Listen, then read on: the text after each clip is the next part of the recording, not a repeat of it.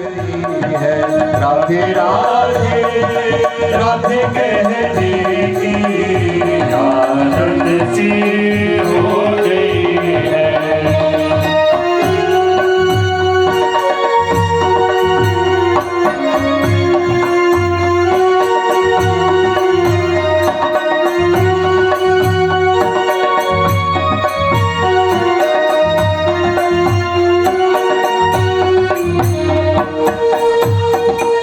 मेरी फरियाद पे तुमने ना कोई गौर नहीं किया, बीती बातों को की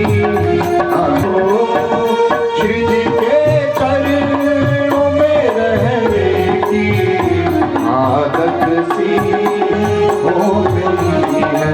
राधे राधे राधे कहने की आदत सी हो गई है।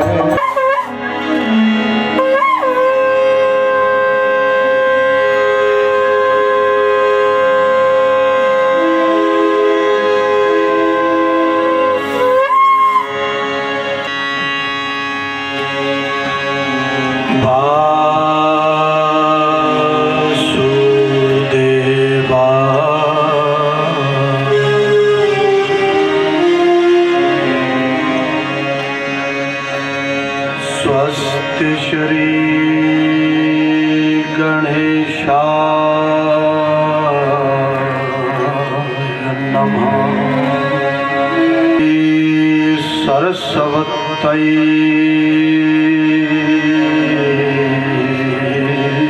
नमः। श्री गुरुभ्यो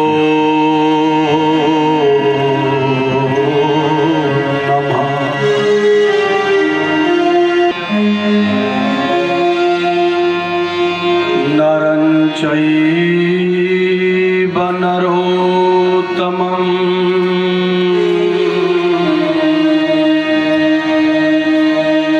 देवीं सरस्वतीं व्यासं जयं मुदीरये। रोज रजनिज मनुम कुरु सुधा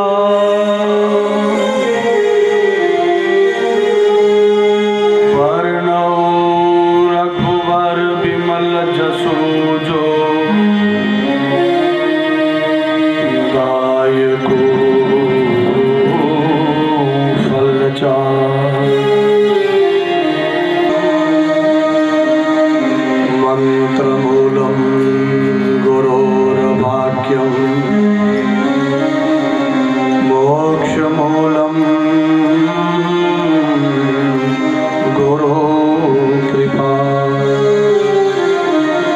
एकाधीश की जय। जो शरण प्रभु की आया इहलोक सुखी परलोक सुखी। गाठी में लंबित। शरण प्रभु के आया इहलोक सुखी परलोक सुखी। शरण प्रभु के आया इहलोक सुखी परलोक सुखी।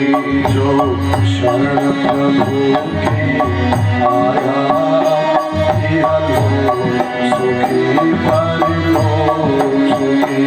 जो शरण प्रभु के आया इहलोक सुखी परलोक सुखी। मेरे राम मेरे राम मेरे राम मेरे राम मेरे राम मेरे राम मेरे राम मेरे राम मेरे श्याम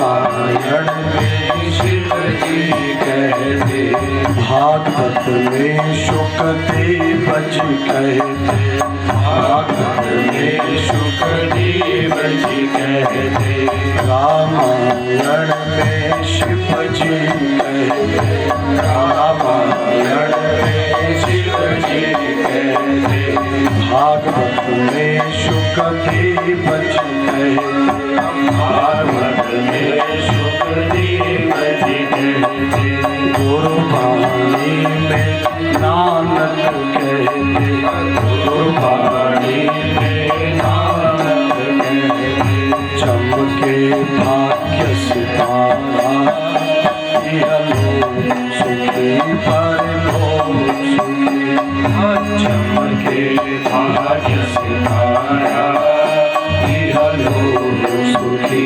परलोक सुखी, चमके भाग्य सितारा, इहलोक सुखी परलोक सुखी, चमके भाग्य सितारा, इहलोक सुखी परलोक सुखी। परमपिता परमात्मा के चरणारविंद में कोटिशः नमन करते हुए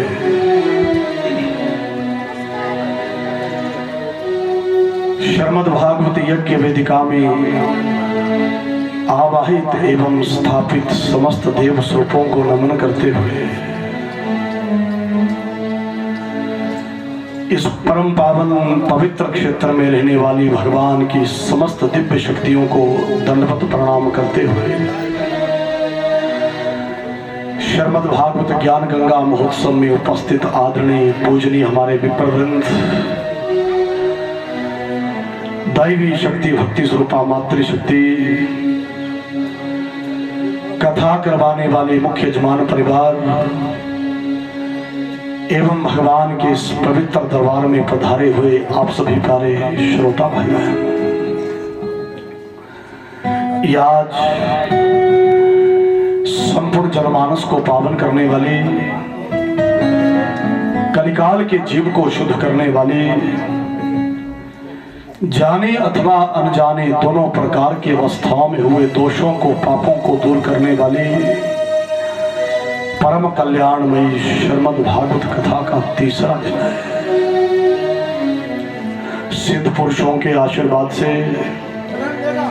पितरलोक में वास करने वाले समस्त पितृगणों की कृपा से एवं इस नगरी में रहने वाले समस्त देवी देवताओं की छत्र छाया में आपके धर्म नगरी में गांव बालोहार में पिछले 2 दिनों से जो पवित्र ज्ञान की गंगा बह रही है, भगवान श्री हरि से विनय करते हुए इस कथा का संपूर्ण पुण्य कथा करवाने वाले मुख्य यजमान परिवार को प्राप्त हो। जो लोग कथा श्रवण हेतु पधार रहे हैं उन सबको इस कथा का अंश मिले। सुनो मुनियों, मैं आगे तुम्हारे को कथा सुनाऊं। पांडवों ने अपना राज्य अपने पोते परीक्षित के हाथ में दे दिया और अपना राज्य अपने पोते परीक्षित के हाथ में देकर सब पांडव जो थे बद्रीनाथ के रास्ते से स्वर्ग को चले गए और धरती के ऊपर जो है अब राजा परीक्षित का शासन है। परीक्षित राज्य करते हैं। समय आने पर परीक्षित 25 वर्ष के हुए तो उत्तर नामक प्रजापति की सुंदर सुशीला बेटी है, जिस सुंदर सुशीला बेटी का नाम है इरावती। ब्राह्मणों ने रिश्ता करवाया और सुनो मुनियों, धरती के राजा परीक्षित का विवाह जो है उत्तर नामक प्रजापति की बेटी इरावती के संग हुआ। बोली गोविंद भगवान की। राजा परीक्षित और इरावती जो है वो दोनों गृहस्थ धर्म का पालन करने लगे और गृहस्थ धर्म सुखी दाम्पत्य जीवन जीते जीते आगे बहुत काल व्यतीत हो गया। आत्मा सूत जी कथा सुना रहे हैं और 88,000 मुनि समाज कथा श्रवण कर रहा है। तो सूत जी कहते हैं, सुनो मुनियों, किसी समय की बात है, धरती के ऊपर एक राजा हुए जिनका नाम परीक्षित हुआ। 25 वर्ष की जब उनकी आयु हुई तो इरावती के संग उनका विवाह हुआ। राजा परीक्षित और इरावती महारानी दोनों गृहस्थी बनकर गृहस्थ धर्म का पालन करने लगे। सुखी दाम्पत्य जीवन जीते जीते बहुत काल व्यतीत हो गया तो समय आने पर राजा परीक्षित के आगे 5 बच्चे पैदा हो गए। उन 5 बच्चों के बीच में 4 पुत्र हैं और 1 पुत्री है। सबसे बड़े वाले पुत्र का नाम है जन्मेजय। जन्मेजय आदि आदि 4 पुत्र 1 बेटी हुई। बच्चों का लालन पालन करने लगे और इस प्रकार से बस अपने परिवार के बीच में राजा परीक्षित बड़े प्रसन्न हैं। बोले गोविंद भगवान की, उमापति महादेव की, बोले गोविंद भगवान की।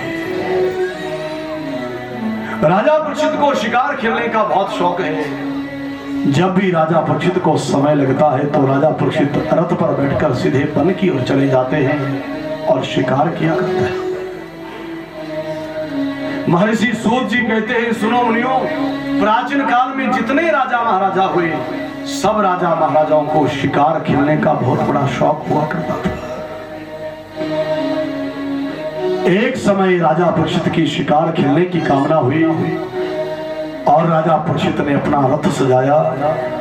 रथ पर बैठे धनुष बाण को अपने कांधे के ऊपर धारण किया और राजा परीक्षित जो थे जंगल की ओर शिकार करने के लिए चल पड़े।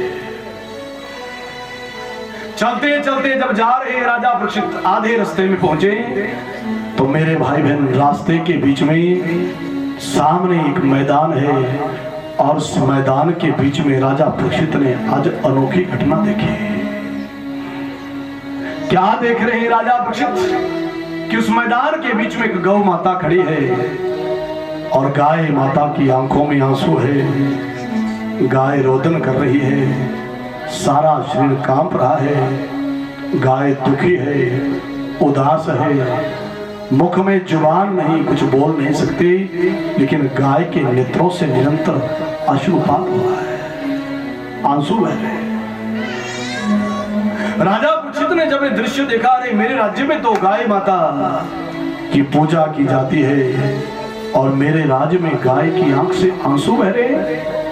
धिक्कार है मेरे राजा बनने के लिए, धिक्कार है मेरे राजपाट के लिए, धिक्कार है उस राजा के राज के लिए जिसके राज में गाय माता की आंखों से आंसू बहे। पर जब ध्यान से देखा तो गाय के पीछे एक बैल पृथ्वी पर गिरा हुआ और उस बैल के 3 चरण 3 पांव टूट चुके थे, केवल 1 पैर बचा है। बैल खड़े होने की कोशिश करता है लेकिन खड़े हो नहीं सकता, फिर गिर जाता है। आगे बढ़ने की कोशिश करता है और बैल के नेत्रों से भी आंसू बह रहे हैं और बैल भी बहुत दुखी है। पर राजा परीक्षित ने जब और ध्यान पूर्वक देखा तो गाय और बैल के जोड़े के पीछे एक आदमी, जिस आदमी के हाथ में लाठी है और लाठी से गौ और बैल के जोड़े को प्रताड़ित कर रहा है, जोर से मार रहा है गाय और बैल के ऊपर। और भागवत जी में लिखा है इतने जोर से वो लाठी से गाय और बैल को मारता है कि पृथ्वी कांप उठती है, संपूर्ण भूमंडल भी कंपित हो जाता है जब वो जोर से मारता है लाठी के। राजा परीक्षित वन को जाते हुए ये सब दृश्य देख रहे हैं और राजा परीक्षित उसी समय खड़े हो गए और राजा परीक्षित के शरीर में क्रोध की ज्वाला आ गई। मेरे राज में तो गाय और बैल की पूजा होती है, ये दुष्ट ये चांडाल आदमी कौन है जो मेरे राज में आकर गाय और बैल को पीट रहा है। और राजा परीक्षित रथ पर खड़े होकर मेघ के समान गर्जना करते हुए उसी समय उस चांडाल को, उस दुष्ट प्रवृत्ति के व्यक्ति को ललकार लगा। का तुम मच्छरणे लोके बलादस्य बलाद बली नर देवो असि वेशे नटवत कर्मणा नर देवो असि वेशे नटवत कर्मणा। बोले भक्तवत्सल भगवान की। मेघ के समान गर्जना करते हुए रथ पर खड़े होकर राजा परीक्षित ने आवाज लगाई, कौन है तू, कहां से आया? अपनी जगह पर खड़े रहे। जिन हाथों से तू गाय माता को पीट रहा है, आज तेरे इन दोनों हाथों को बस तलवार से काट कर अलग कर दो। बस सावधान हो हे पिशाच। अरे दुष्ट, अरे चांडाल, कौन है तू मेरे राज्य में? बस सावधान हो हे पिशाच, हम तुझे न जीता छोड़ेंगे। जो गौ पर हाथ उठाया है, हम उसी हाथ को तोड़े। जो गौ पर हाथ उठाया, हम उसी हाथ को तोड़े। जो गौ पर हाथ उठाया है, हम उसी हाथ को तोड़े। जो गौ पर हाथ उठाया है, हम उसी हाथ को तोड़े। बोले कृष्णचंद्र भगवान की। हाथों से गाय माता को मार रहा है, आज तलवार की धारा से तेरे हाथों को काटकर अलग कर दूंगा। मेरे राज्य में तो गाय और बैल की पूजा की जाती है। अरे मूर्ख, गाय साधारण पशु नहीं, गाय तो चलता फिरता हुआ एक देव मंदिर है। गाय के शरीर में 33 करोड़ देवी देवता निवास करते हैं। यहाँ तक गाय के गोबर में माँ तो लक्ष्मी निवास करती है। गाय के मूत्र में आदि शक्ति गंगा जी वास करती है। गाय की पूंछ में पंचमुखी बालाजी हनुमान जी महाराज वास करते हैं। गाय साधारण पशु नहीं है, गाय तो चलता फिरता का देवालय है, जहाँ एक साथ 33 करोड़ देवी देवता वास करते हैं। वेदों ने भी गाय माता की स्तुति करी है। गाय का हमारे हिंदू सनातन धर्म में सर्वोपरि स्थान है, सबसे ऊंचा सर्वोच्च स्थान है। और भगवान कृष्ण भी गायों की सेवा करते हैं। गवाम पालेति इति गोपाल, गौ की सेवा करने के कारण ही कृष्ण का एक नाम गोपाल पड़ा है।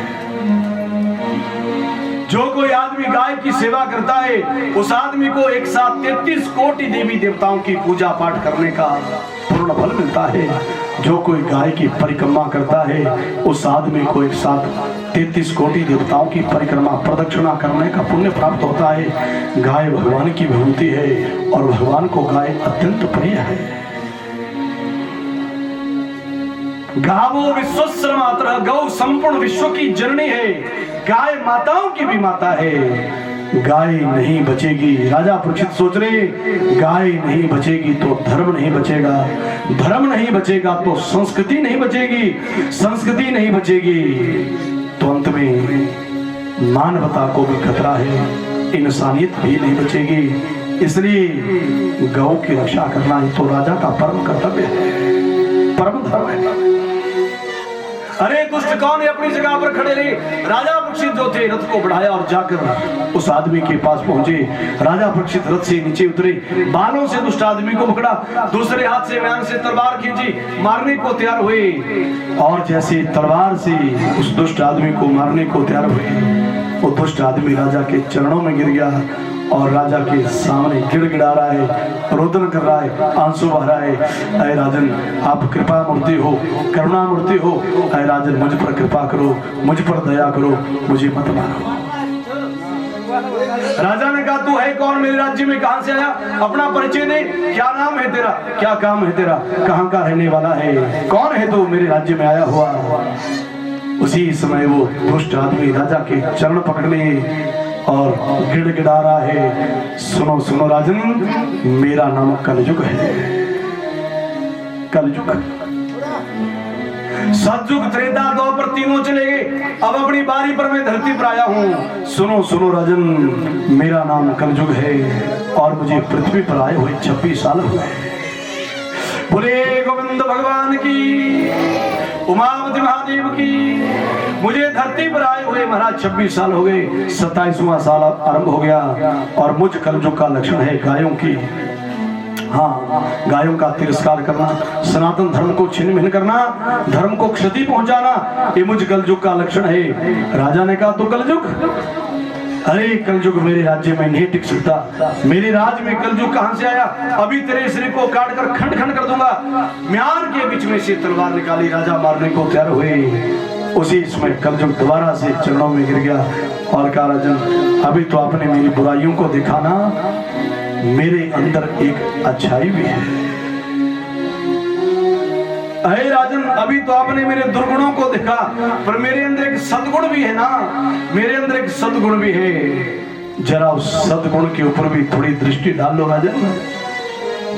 राजा ने जब कलयुग के मुख से सुना तेरे अंदर सद्गुण, राजा 2 कदम पीछे हट गए, तलवार भी पीछे हटाई। क्या गुण है तेरे अंदर? जल्दी बोल, कौन सी अच्छाई है तेरे अंदर? और जब ऐसा कहा उसी समय कलयुग अपनी महिमा बोल रहा है और कहा, मेरे युग में जो अच्छाई है वो मैं तुम्हारे सामने व्याख्यान कर रहा हूं, सुनो राजन। और कलयुग वर्णन कर रहा है, यत् फलम नास्ति तपसा न योगेन समाधिना तत्फलम लभते सम्यक कलहो केशव कीर्तना। तत्फलम सम्यक लभते कलहो केशव कीर्तना। सुनो महाराज, सतयुग में, त्रेता में और द्वापर में 100 साल तपस्या करने से जो आदमी को पुण्य मिलता है, कलौ केशव कीर्तनात्। इस कलयुग में अगर सच्चे मन से कोई कृष्ण मंत्र की माला फिरे या भगवान कृष्ण महाराज के नाम का कीर्तन करे, तो कृष्ण मंत्र जाप करने से और कृष्ण कीर्तन करने से आदमी को उतना पुण्य मिल जाता है जो अन्य युगों में 100 साल तपस्या करने से फल मिलता है। सुनो राजन, सर्व शब्दों में बताऊं, अन्य युगों में लंबे समय तक तपस्या करने से जिस फल की प्राप्ति होती है, कलौ केशव कीर्तनात्, कलयुग में कृष्ण मंत्र माला और कृष्ण जी का कीर्तन करने से आदमी को इतना पुण्य मिल जाता है। महाराज मेरी बड़ी महिमा है। और कलयुग की महिमा तो हाँ अन्य संतों ने भी अपने अपने ग्रंथों में गाई है। तुलसीदास जी भी कलयुग की महिमा गाते हो, क्या कहते हैं? कलयुग केवल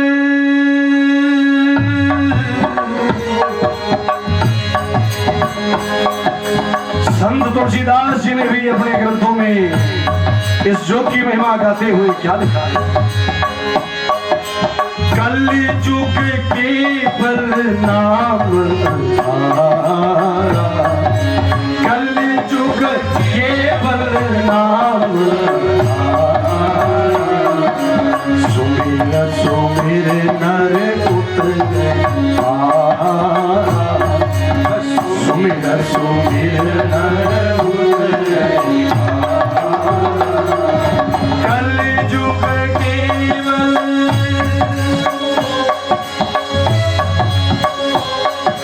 कलयुग केवल नाम आधारा, कलयुग केवल नाम आधारा, सुमिर सुमिर नर उतरे आहारा, सुमिर सुमिर नर उतरे आहारा।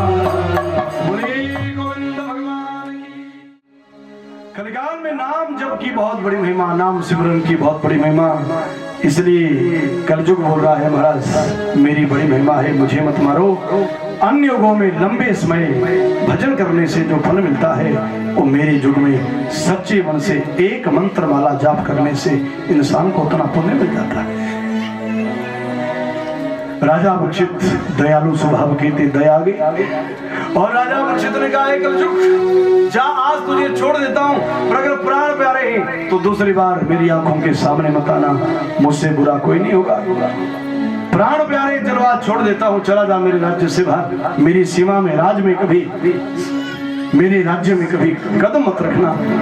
कलयुग रोने लगा, महाराज आप चक्रवर्ती राजा हो, सारी धरती के स्वामी हो, सारी पृथ्वी पर आपका अधिकार और शासन है, तुम्हारे राज्य और तुम्हारी सीमा को छोड़कर बाहर कहां जाऊं? ऐ राजन तुम सारी धरती के मालिक हो, रहना तो तुम्हारे राज्य में ही पड़ेगा, पर ऐसा करो राजन अपने राज्य में रहने के लिए मुझे कोई स्थान दे दो, मुझे कोई जगह दे दो जहां मैं आराम से रह सकूं। जब रहने के लिए स्थान मांगा तो उसी समय राजा परीक्षित को दया आई और दया में आकर राजा परीक्षित ने कहा, जा, एक नहीं तेरे को 4 स्थान देता हूं, आज के बाद चारों स्थानों के लिए चला जा, मेरी आंखों के सामने मत आना, नहीं तो शरीर को काट कर टुकड़े टुकड़े। 4 स्थान दे दिए रहने के लिए। अभ्यर्थित तदा तस्मै स्थानानि कलयिदतो द्योतं पानं स्त्रीषु न यत्रा धर्मश्चतुर्विधः। द्योतं पानं स्त्रीषु न यत्रा धर्मश्चतुर्विधः। द्योतं पानं स्त्रीषु न यत्रा धर्मश्चतुर्विधः। जहाँ कलयुग जिस स्थान पर जुआ खेला जाता है, जुए के बीच में हे कलयुग तेरा नित्य निवास होगा। दूसरा स्थान दिया मद्यपः, शराब के बीच में हे कलयुग तेरा नित्य निवास होगा। और चौथा स्थान दिया स्त्री, संसार की वो स्त्रियां जो जीवन में सही मार्ग को छोड़कर गलत मार्ग के ऊपर कदम रखेंगी और आचरण से भ्रष्ट हो जाएंगी। ऐसी भ्रष्ट औरतों के जीवन में हे कलिपुरुष तेरा नित्य निवास होगा। चौथा स्थान दिया जहां झगड़ा होगा, लड़ाई होगी, कला कलेश होगा, हाँ उस लड़ाई में झगड़े में हे कलयुग तेरा नित्य निवास होगा। 4 स्थान दे दिए। कलयुग रोने लगा, महाराज चारों स्थान आपने गलत दे दिए, पुनः याच माना है, 5वां स्थान मांगा और भी को बढ़िया जगह दे दो रहने के लिए। फिर से प्रार्थना की, राजा परीक्षित को दया आई और दया में आकर राजा परीक्षित ने कहा, जाओ बेईमानी की जो धातु है सोना चांदी, उस बेईमानी के सोने चांदी में पैसे में हे कलयुग तेरा नित्य निवास होगा। पाप की कमाई में कलयुग तो नित्य निवास करेगा।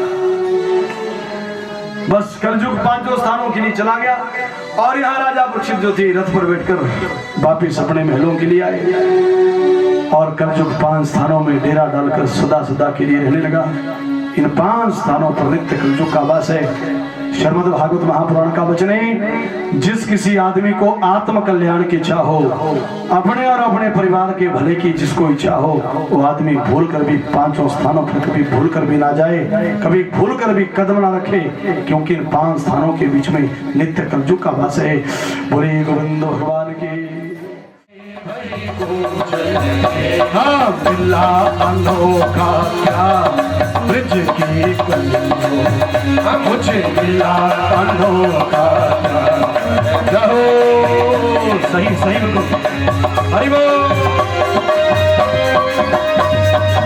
तालियां तालियां बजाते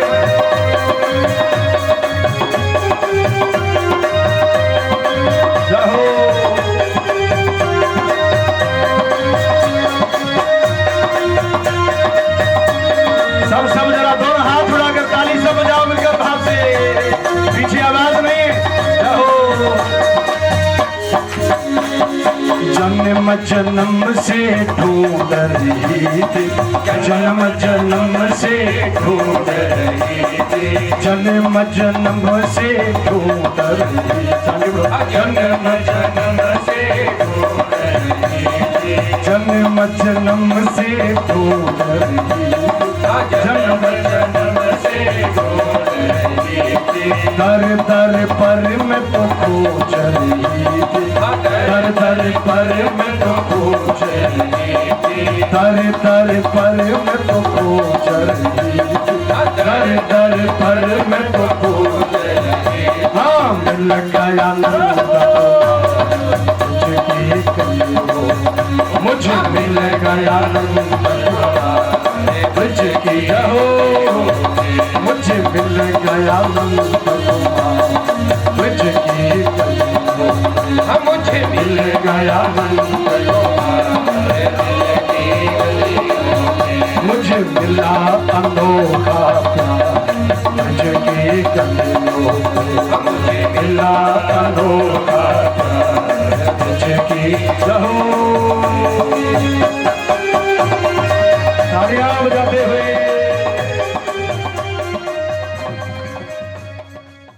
के लिए 5वां स्थान भी दे दिया। जाओ संसार में जो पाप की कमाई है बेईमानी की कमाई है, उस बेईमानी और पाप की कमाई में हे कलयुग तेरा नित्य निवास होगा।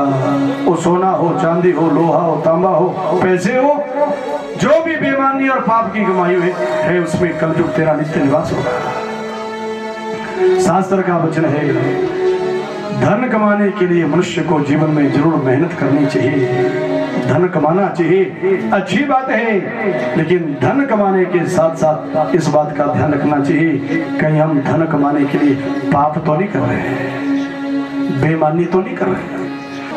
बेईमानी से और पाप से अगर धन कमा भी लेंगे ना, तो जिस स्थान पर बेईमानी की कमाई जाती है वहाँ अशांति पैदा हो जाती है, हलचल पैदा हो जाती है। और बेईमानी की कमाई से, पाप की कमाई से इंसान को कभी भी जीवन में सच्चा सुख कभी भी प्राप्त नहीं हो सकता। बोलिए गोविंद भगवान की। धन जीवन में जरूर कमाओ, संपत्ति जीवन में जरूर कमाओ, जरूर संपत्ति को जोड़ो, लेकिन संपत्ति और धन को कमाने के लिए इस बात का ध्यान रहे कि हम कहीं पाप या बेईमानी तो नहीं कर रहे हैं। ये ध्यान जरूर हम आप लोगों को रखना चाहिए। राजा परीक्षित ने कलयुग को स्थान दे दिया, जाओ बेईमानी और पाप की कमाई में कलयुग तेरा नित्य निवास होगा। कलयुग अपने 5 स्थानों के लिए चला गया। राजा परीक्षित जो थे वापिस अपने महलों के लिए आए, और कुछ दिनों के उपरांत एक दिन राजा परीक्षित जो थे अपने महल में घूम रहे थे, और महल में घूमते घूमते एक ऐसा कमरा देखा राजा परीक्षित ने जिस कमरे में ताला लगा है। राजा परीक्षित ने उसी समय मंत्री को कहा, जाओ राजकोष से इस कमरे की में जो ताला लगा है इसकी चाबी को ढूंढ कर लाओ। राजा ने आज उस महल का निरीक्षण करते करते, देखभाल करते करते उस बंद कमरे को खोला, और जब अंदर गए तो राजा परीक्षित क्या देख रहे हैं, उस बंद कमरे में पुराने जमाने का बना हुआ एक लकड़ी का संदूक मिला। संदूक, राजा परीक्षित ने पुराने जमाने का बना हुआ लकड़ी का संदूक देखा और मन में सोच रहे इस संदूक के अंदर क्या होगा। 5-7 अपने साथियों के साथ राजा ने संदूक के ढक्कन को उठाया, और जब संदूक के ढक्कन को उठाया तो उसी समय क्या देखा, उस संदूक के बीच में बहुत सुंदर एक विशाल सोने का मुकुट मिला। सोने का मुकुट, जिस सोने के मुकुट में कई प्रकार के रत्न लगे हैं, कई प्रकार के मोती लगे हैं, कई प्रकार के जवाहरात लगे हैं, और बहुत विशाल बड़ा सुंदर स्वर्ण धातु और मोती से युक्त वो सोने का मुकुट। राजा परीक्षित ने जब मुकुट को देखा, एक नजर डालते ही राजा परीक्षित को मुकुट पसंद आ गया, और राजा ने अपने शीश पर जो टोपी पहनी थी वो टोपी मुकुट संदूक में रख दिया, और संदूक में जो विशाल सोने धातु से बना हुआ मुकुट मिला उस मुकुट को उठाया और उस मुकुट को अपने माथे के ऊपर रखा।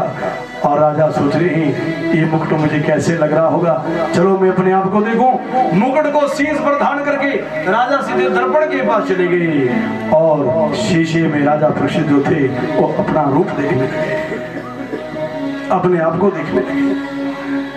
जब राजा ने दर्पण में अपने आप को देखा तो क्या देख रहे, वाह वाह वाह, अति सुंदर मुकुट है, मुझे बहुत अच्छा लग रहा है, बहुत प्यारा लग रहा है। आज के बाद इसी मुकुट को मैं हाथ धारण करके रखूंगा।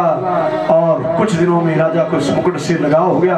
उठते बैठते, आते जाते, सोते खाते पीते, घूमते कहीं जाते, इस मुकुट को साथ में रखते हैं और इस मुकुट को छोड़ते नहीं। इस मुकुट से इतना प्यार हो गया, बोले गोविंद भगवान की।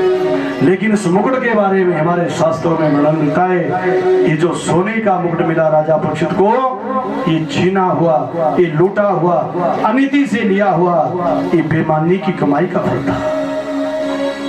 शास्त्रों में कथा मिलती है, किसी समय मगध देश के राजा जिनका नाम जरासंध है, पांडवों का जब राज था तो एक बार पांडवों में एक भाई जिनका नाम भीम है, उन भीम का एक बार मगध देश के राजा जरासंध के साथ झगड़ा हो गया। राजा जरासंध और भीम का जब युद्ध होने लगा तो भीम की भुजा में 10,000 हाथियों की ताकत थी और भीम ने अपने बाहुबल से राजा जरासंध को परास्त कर दिया। और जब हार गए राजा जरासंध तो उनके ताज को छीन लिया भीम ने, मुकुट को छीन लिया और मुकुट को छीनकर अपने राज्य में ले आए और उस मुकुट को लकड़ी के संदूक में छुपा दिया। बाद में दोनों पक्षों में एक मित्रता हुई। संतों ने, विद्वानों ने उस झगड़े को दूर करने के लिए मित्रता करवाई, सभा हुई और संतों की सभा में निर्णय लिया गया कि भीम ने जबरदस्ती जो छीनकर राजा जरासंध का ताज मुकुट लिया है वो वापिस देना होगा।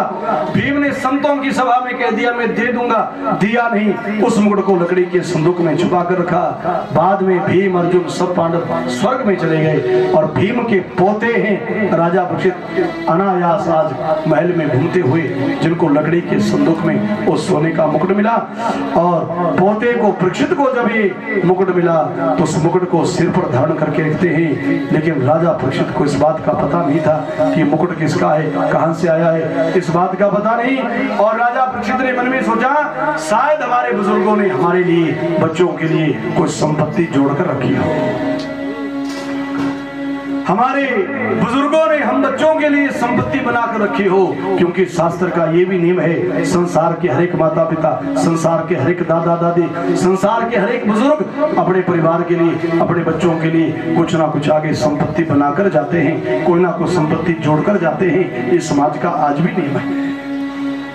शायद हमारे दादा परदादा उन्होंने हमारे लिए संपत्ति जोड़कर रखी हो और राजा परीक्षित इसी मुकुट को धारण करके रखते हैं। उठते बैठते आते जाते धीरे धीरे काल व्यतीत हुआ और चलते चलते आगे गर्मियों का मौसम आया, जेठ का महीना। राजा परीक्षित ने एक बार इस मुकुट को अपने शीश पर धारण किया, धनुष्बाण को कंधे पर लिया, रथ पर बैठे और राजा परीक्षित जो थे वन में शिकार करने के लिए चले गए। दोपहरी को 1 बजे का समय हुआ। शिकार खेलते खेलते राजा को भूख और प्यास लगी और राजा बिना पानी से व्याकुल हो गए। अरे पानी मिल जाता, पानी मिल जाता, पानी मिल जाता, सब जगह पानी ढूंढ रहे, पानी तो मिला नहीं। लेकिन ढूंढने से एक साधु की कुटिया दिखाई दे रही है दूर, जंगल के बीच में पेड़ की छाया में एक संत का आश्रम है, यहाँ साधु रहते। राजा परीक्षित मन में सोचने लगे अगर यहाँ साधु रहते हैं तो साधु के आश्रम में खाने पीने का सामान जरूर होगा, चलो मैं साधु के आश्रम में जाऊं और वहां जाकर अपनी भूख प्यास को शांत करूं। और राजा परीक्षित जो थे बस रथ के ऊपर बैठकर अस्त्र शस्त्र के साथ, जूतों के साथ, रासिक वेशभूषा में साधु की कुटिया में चले गए। और भागवत जी में वर्णन मिलता है उस वन में एक साधु रहते थे जिन साधु का नाम था शमीक मुनि।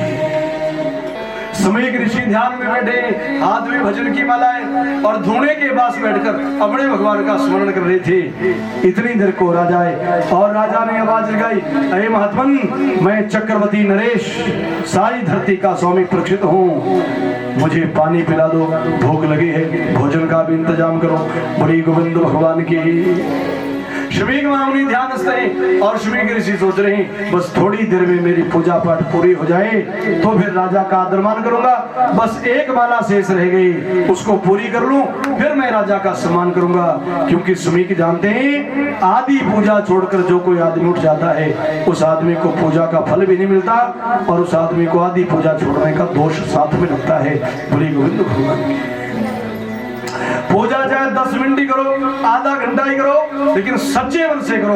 और जब भगवान की पूजा करे तो जगत से नाता तोड़ के ईश्वर के चरणों में मन की तार जोड़नी है। मन की तार प्रभु चरणों में जुड़ गई तो समझो बेड़ा पार हो गया। बोले गोविंद भगवान की। पूजा करते करते जो बार बार उठते रहते हैं, बैठते रहते हैं, इधर उधर का हल्ला शोर बातें करते रहते हैं, उनको पूजा करने का कोई भी फल नहीं मिलता बल्कि दोष लगता है। बोले गोविंद भगवान की। तीसरी बार आवाज लगा दी राजा परीक्षित ने, अरे महात्मन मुझे पानी पिला दो, अरे महात्मन पानी पिला दो। शमीक ऋषि ध्यानस्थ थे, चौथी बार आवाज लगाई, शमीक मुनि ध्यानस्थ हैं, पांचवी बार आवाज लगाई, शमीक मुनि ध्यान में। और उसी समय राजा परीक्षित की आंख में क्रोध की ज्वाला गई। मैं सारी धरती का मालिक चक्रवर्ती नरेश सारी धरती का राजा। और ये महात्मा, अरे महात्मा नहीं, मुझे कोई पाखंडी लग रहा है, झूठ मूठ में आंखें बंद करके भजन करने का ढोंग कर रहा है। ये संत नहीं, कोई ढोंगी है। आज इस ढोंगी को ऐसी सजा दूंगा कि सदा सदा के लिए ये ढोंगी जो है ये याद रखिए। महात्मा नहीं, मुझे ये कोई ढोंगी लग रहा है। मुझे ना आसन दिया, ना बैठने को कहा, ना जल पिलाया और ना भोजन को पूछा। जब मांग रहा हूँ जल और रोटी तब भी कोई ध्यान नहीं दे रहा है। आंखें मूंद करके भजन करने का नाटक कर रहा है। आज इस पाखंडी को ऐसी सजा दूंगा, सदा सदा याद रखे। बोले कृष्णचंद्र भगवान की। महर्षि सूत जी कहते, सुनो मुनियों, फिर क्या हुआ? हाँ, फिर क्या हुआ? मैं इसको सजा देना चाहता हूँ। राजा के मन में बात आई, क्या सजा दूं? पीछे मुड़कर देखा तो क्या देख रहे? जंगल में बस सामने वाले खेत में जीवित काले रंग का सांप रेंगता हुआ जा रहा है। जंगल का स्थान था, जंगल में सर्प आगे पीछे घुमा करते थे। हाँ, जीवित सर्प को रेंगते हुए देखा। उसी समय आश्रम के आंगन में खड़े होकर तरकस के बीच में से बाण निकाला और रेंगने वाले सांप के ऊपर बाण छोड़ा। वो बाण गया, सांप का सिरोच्छेदन। बाण की नोक से सांप का सिर बिंद गया, खून की धारा बहने लगी। थोड़ी देर वो सर्प जो है हाँ तड़पने लगा और थोड़ी देर के बाद वो सांप जो है मृत्यु को प्राप्त हो गया। राजा परीक्षित सर्प के नजदीक गए, शरीर में बाण लगा है। उस बिंदे हुए बाण से मरे हुए सर्प को उठाया और शमीक मुनि धोने के पास बैठकर जहाँ तपस्या भजन कर रहे थे, उनके कंठ में मरा हुआ सांप डाल दिया। बोली गोविंद भगवान की। साधु के कंठ में मरा हुआ सर्प डाल के, अर्थात साधु का तिरस्कार अपमान करके, राजा परीक्षित अहंकार में अपने रथ पर बैठे वापिस अपने महलों को चले गए। और शरीर सांप के सिर से खून की बूंदें लपट रही है। धोती, वस्त्र, आसन, माला, पूजा का सारा सामान और सारा आंगन सांप के मरे हुए शरीर से खून गिरने से सब चीजें अशुद्ध हो गई, सारा वातावरण दूषित हो गया। बड़ी गोविंद भगवान की। आश्रम के भीतर जीव हिंसा और सारा सामान पूजा पाठ का दूषित हो गया। सारे वस्त्र भी हाँ सांप के खून से सब भीग गए और राजा चले गए वापिस। इतनी देर को क्या हुआ? बस समीक मुनि का एक बेटा है जिसका नाम है श्रृंगे बालक। कुटिया के पास में एक नदी बहती है, थोड़ी दूरी पर, जिस नदी का नाम भागवत में कौशिकी नदी बताया है। गर्मियों का समय था, साधु मुनि ऋषियों के बच्चे जो थे कौशिकी नाम की नदी में स्नान कर रहे थे। एक बच्चे कुटिया में आया दौड़ता हुआ और देखा कि समीक मुनि ध्यान में है और उनके कंठ में किसी ने मरा हुआ सांप डाल दिया है। उस बच्चे ने दृश्य देखा और नदी के जल में जो समीक ऋषि का बेटा श्रृंगे बालक स्नान कर रहा था, महात्मा के बच्चे श्रृंगे को जाकर कहा, अरे श्रृंगे, तू यहाँ जल क्रीड़ा कर रहा है, स्नान कर रहा है, तैर रहा है पानी में, मस्ती में नाच रहा है। उधर देख, किसी ने तुम्हारे आश्रम में आकर तुम्हारे पिता के कंठ में मरा हुआ सांप डाल दिया है और तुम्हारे पिता का तिरस्कार, अपमान कर दिया है। श्रृंगे बालक जिनकी कच्ची उम्र है, जब उन्होंने सुना कि मेरे पिता का किसी राजा ने आकर अपमान कर दिया, खून खौल उठा बचेगा और कौशिकी नदी का जल अपने हाथ में लिया और हाथ में जल लेकर उसी समय बस श्राप देने को जो तैयार हो गए श्रृंगे बालक, और नदी के तट पर आकर उसी समय श्राप दे दिया। इति लंघित मर्यादं तक्षकः सप्तमेने दक्ष्यते समकुलांगारं च उदितो मे तथा द्रोहम्। जाओ, जिस किसी राजा ने भी निर्दोष मेरे पिता का अपमान किया हो, उनके कंठ में मरा हुआ सांप डाला हो, आज के 7वें रोज सर्पों में सबसे ज्यादा विषैली जाति, जिस विषैली जाति को तक्षक जाति के नाम से जाना जाता है, तक्षक जाति का को विषैला सर्प आएगा, राजा को डंक मारेगा और सांप के काटने से उन राजा परीक्षित की मौत होगी। बोली गोविंद भगवान की। श्राप जिन राजा ने पिता के कंठ में मरा हुआ सांप डाला है, आज के 7वें रोज सांप के काटने से ही उन राजा की मौत हो जाए। शास्त्र का वचन है, जो सपूत है वो कभी भी दूसरे से अपने माता पिता का अपमान सहन नहीं कर सकता है। सपुत्र समझदार बालक कभी भी दूसरे से अपने माता पिता का अपमान सहन नहीं कर सकता है। पतिव्रता नारी कभी दूसरे से अपने पति देव का अपमान सहन नहीं कर सकती है। और इसी तरह जो पक्का सच्चा शिष्य है, ऐसा पक्का और सच्चा शिष्य कभी दूसरे से अपने गुरु महाराज का अपमान नहीं सुन सकता है। स्वामी बिंदु जी के शब्द हैं, उन्होंने क्या लिखा है? सच्चे ब्राह्मण सच्चे मुनि अपमान सहन कब करते हैं। सच्चे के आगे तो भाई ब्रह्मा शिव जी भी डरते। सच्चे के आगे तो भाई ब्रह्मा शिव जी भी डरते। सच्चे के आगे तो भाई ब्रह्मा शिव जी भी डरते। सच्चे के आगे तो भाई ब्रह्मा शिव जी भी डरते। जिस राजा की सांप के काटने से मौत हो जाएगी और बस नदी के तट पर आए बालक रोते बिलखते आंसू बहाते हुए कुटिया के आंगन में आए। देखा सच में पिताजी ध्यान में हैं, उनकी आंखें बंद हैं और हाथ में भजन की माला है। और बालक ने जब अपनी आंखों से सारा दृश्य देखा तो बच्चा पिता का अपमान देखकर बहुत रोया, जोर जोर से आंसू आ रहा है, जोर जोर से रो रहा है। और इधर शमीक ऋषि ने किसी बच्चे की रोने की आवाज सुनी तो रोने की आवाज सुनकर शमीक मुनि ने अपने दोनों नेत्र खोल दिए, आंखें खोलकर देखा कौन रो। जब देखा तो उनका ही बेटा रो रहा है। अरे श्रृंगे बालक क्यों रो रहे हो, क्या बात है? श्रृंगे बालक ने कहा सुनो पिताजी, देखो तुम्हारे कंठ में किसी ने मृत सर्प डाला है। तब शमीक मुनि की नजर गई उस मरे हुए सांप को, जिस सांप के सिर से खून की बूंदें टपक रही थी। मृत सर्प को उठाया, दूर फेंका, स्नान किया, वस्त्र धोती सब साफ किया, आश्रम का आंगन साफ किया। तब बच्चे ने कहा सुनो पिताजी, मैंने श्राप दे दिया है, जिस भी किसी राजा ने अहंकार में आकर कुकर्म किया है, निर्दोष पिता के कंठ में मरा हुआ सांप डाला है, आज के 7वें रोज सांप के काटने से ही उस राजा की मौत हो जाएगी। शमीक मुनि कांप उठे और शमीक मुनि मन में सोच रहे हैं ये ऋषि बच्चे की वाणी है, ऋषि बालक के हृदय से निकले हुए शब्द हैं, ये शब्द झूठे नहीं हो सकते, ये तो होकर रहेंगे।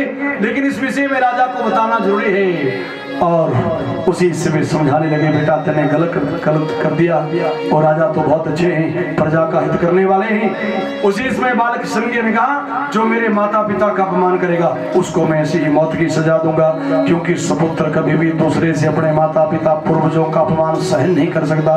बोले गोविंद भगवान की। बस जान गए शमीक मुनि ये श्राप होकर रहेगा, लेकिन इस विषय में राजा को बताना जरूरी है।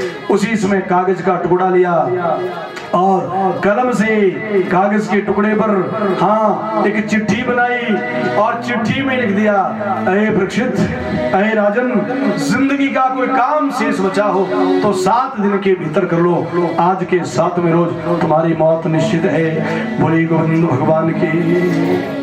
और आश्रम में एक बच्चा रहता था पढ़ने वाला, उस विद्यार्थी बालक के हाथ में चिट्ठी दी और कहा जा राजा के महलों में ये चिट्ठी देख रहा हो राजा के पास।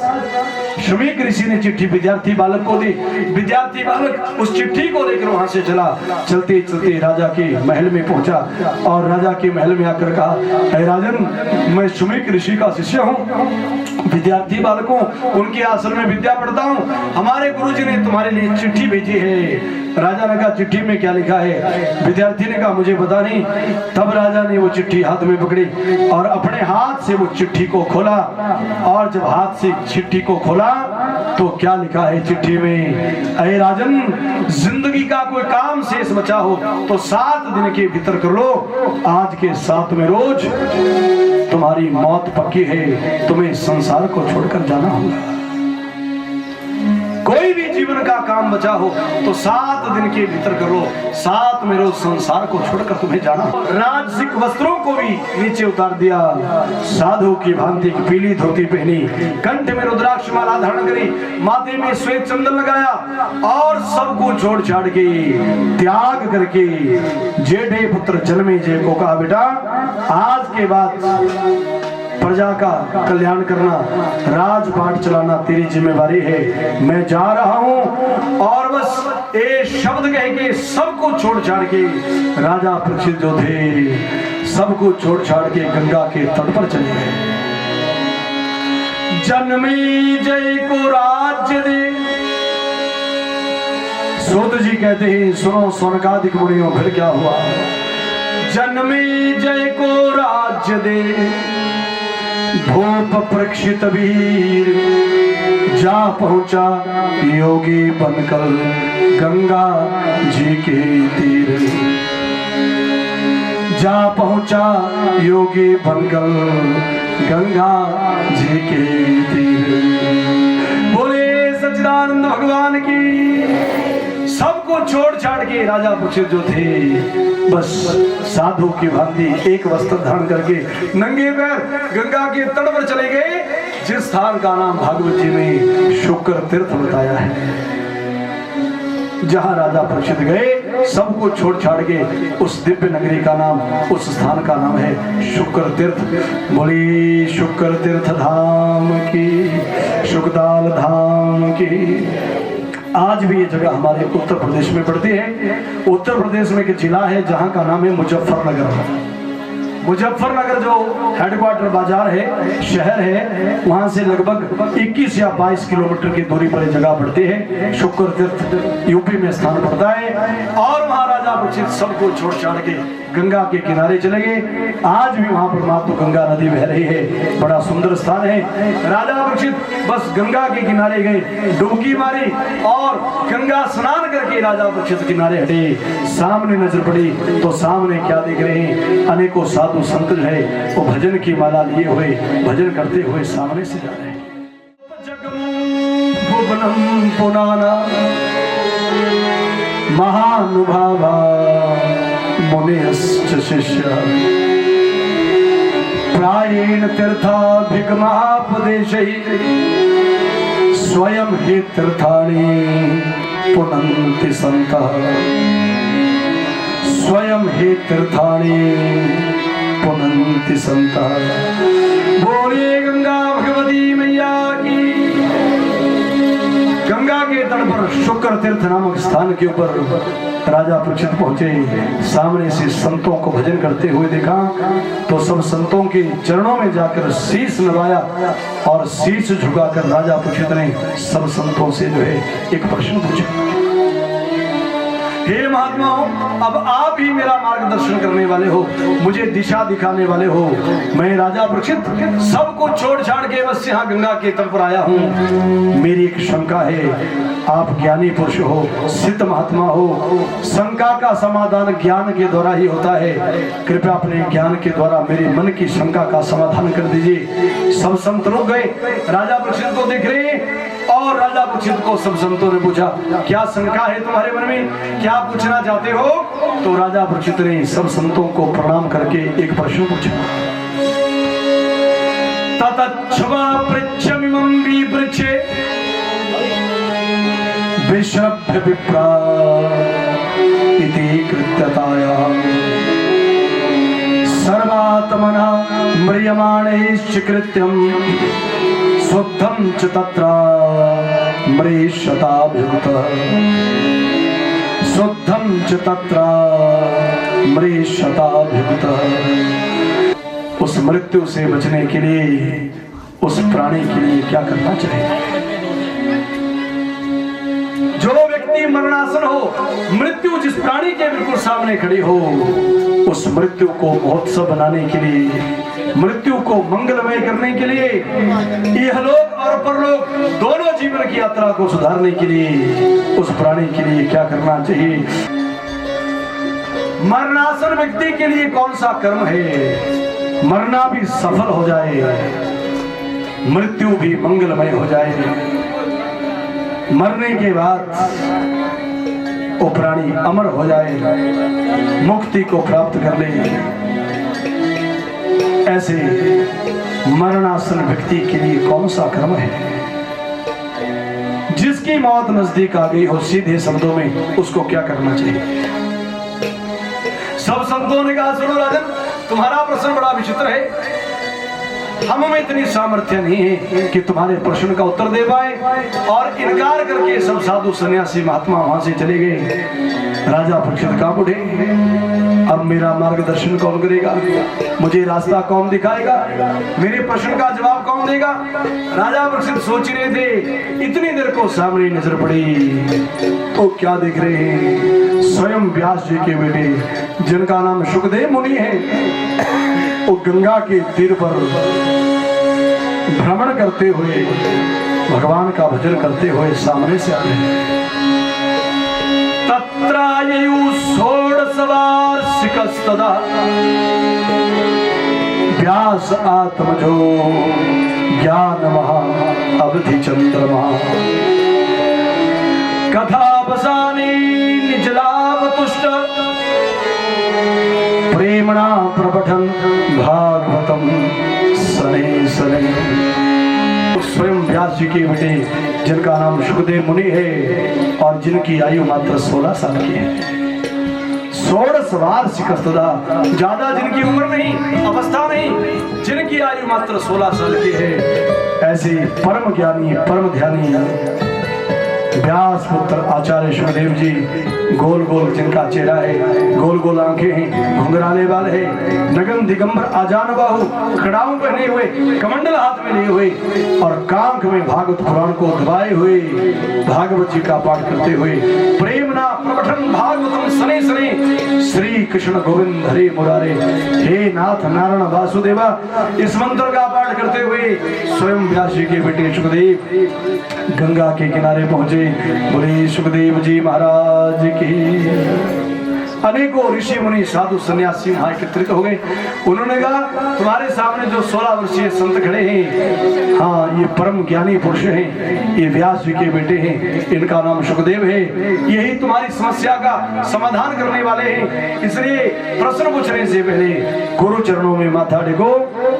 गुरु से ही आदमी को सच्चा मार्ग मिलता है, गुरु ही मनुष्य को सच्चा रास्ता दिखाने वाले से बड़े प्रेम से सद्भाव से गुरु महाराज हाँ शुकदेव जी को हाँ ऊंचे आसन के ऊपर बिठाया, चरण धुलाए, गले में फूलमाला पहनाया, माथे में तिलक लगाया और चरणों में माथा टेककर फिर बैठ गए और फिर पूछ रहे हैं कि जिस आदमी की मौत नजदीक आ गई हो उसको क्या करना चाहिए। आचार्य शुकदेव जी बस एक शब्द बोलते ही सब जान गए, राजा परीक्षित को मरने से डर लग रहा है। शुकदेव जी ने मुस्कुराते हुए कहा, सुनो राजन, मृत्यु से तुम इतना मत घबराओ, मृत्यु तो जीवन का अनिवार्य सत्य है। सुनो राजन, जिस शरीर का जन्म होता है उसकी एक दिन मौत भी होती है। इस बात को गीता जी में भगवान कृष्ण ने बोला है, जातस्य ही ध्रुवो मृत्यु ध्रुवम जन्म मृतस्य च। जो शरीर संसार में जन्म लेकर आता है, जन्म लेने वाला शरीर, उसका एक दिन मरण निश्चित होता है। शरीर ही नहीं, जन्म लेकर जो भी वस्तु संसार में आती है, एक दिन उस वस्तु का क्षय हो जाता है, वो नष्ट हो जाती है। इसको विधि का विधान जानो, ये विधि का विधान, हाँ ये ब्रह्मा जी की नियम है। बस जो संसार में जन्म लेकर आता है उसको एक दिन जाना पड़ता है। पर राजन, विवेकी लोग, ज्ञानी लोग या जिन लोगों ने जीवन में कुछ प्राप्ति कर ली है, सत्संग में जाकर ऐसे लोग इस सत्य नियम से घबराया नहीं करते, क्योंकि तो जीवन का सत्य है, जो आया है उसको एक दिन जाना पड़ेगा। प्रश्न पूछा कि जिस आदमी की मौत नजदीक आ गई हो, उस मृत्यु को महोत्सव मनाने के लिए क्या करना चाहिए? सुनो, उस प्राणी को मुक्ति की कथा सुननी चाहिए। मुक्ति की कथा। राजा परीक्षित ने पूछा, महाराज मुक्ति की कथा कौन है? शुकदेव जी ने कहा, सुनो राजन, संसार में कथाएं तो बहुत है ना, लेकिन सब कथाओं में मुक्ति देने वाली अर्थात भगवान से मिलाने वाली केवल और केवल एक ही कथा है, और उस कथा का नाम है श्रीमद् भागवत पुराण कथा। बोलिए भागवत भगवान की। ये मुक्ति की कथा है, ये वो कथा है जिस कथा को सुनकर जीते जी सच्चा सुख मिलता है और अंत में भगवान के चरणों की प्राप्ति होती है। परमेश्वर से मिलने और मिलाने वाले मार्ग का नाम है श्रीमद् भागवत कथा। बोलिए सच्चिदानंद भगवान की। भागवत कथा कलयुग में वो रास्ता है जिस रास्ते पर चलकर इंसान को सच्चा सुख मिलता है और अंत में नारायण भगवान के वैकुंठ भवन की प्राप्ति होती है। इसलिए संत कहते हैं परमेश्वर से मिलने और मिलाने वाले रास्ते का नाम है भागवत कथा। इसको मुक्ति की कथा कहते हैं, इसको भगवान से मिलने वाली कथा कहते हैं। इसलिए आप इस कथा को सुनो। और जब कहा कि इस कथा को सुनो तो राजा परीक्षित खड़े हुए, उन्होंने गुरु महाराज सुखदेव जी के चरण पकड़ लिए और कहा हे गुरुदेव बस आप ही कथा सुनाओ, आप ही हमें मुक्ति की कथा सुना दो। तब सुखदेव जी ने कहा ठीक है। और राजा परीक्षित ने बस सुखदेव जी के चरणों में आसन लगा लिया।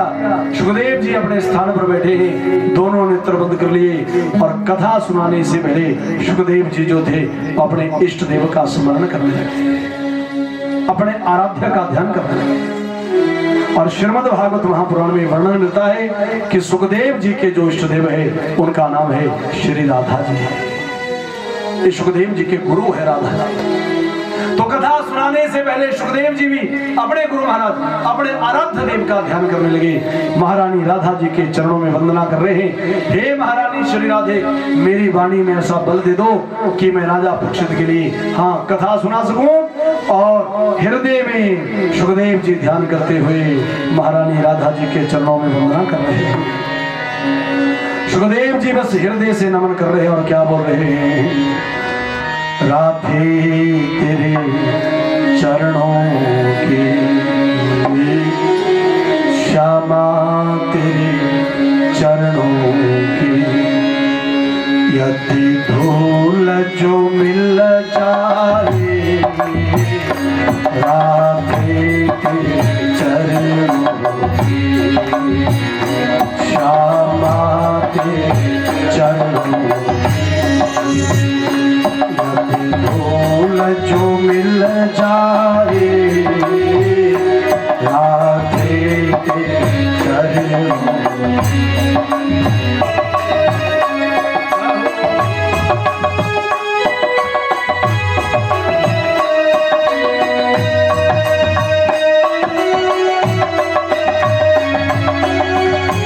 सुनते हैं तेरी रहमत दिन रात बरसती है, सुनते हैं तेरी रहमत दिन रात बरसती है, एक बूंद जो मिल जाए,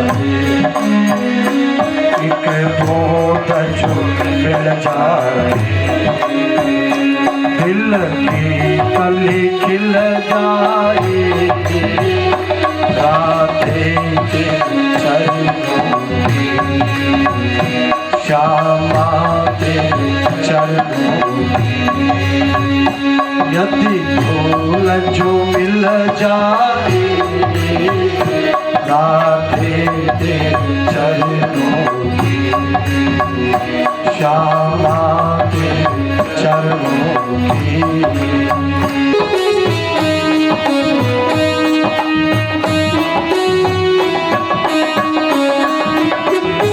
नजरों से गिराना ना चाहे जो भी सजा देना, नजरों से गिराना ना चाहे जो भी सजा देना, नजरों से जो गिर जाए, नजरों से जो गिर जाए, मुश्किल ही संभल पाए, नजरों से जो गिर जाए, मुश्किल ही संभल पाए, राधे तेरे चरणों की, श्यामा तेरे चरणों की।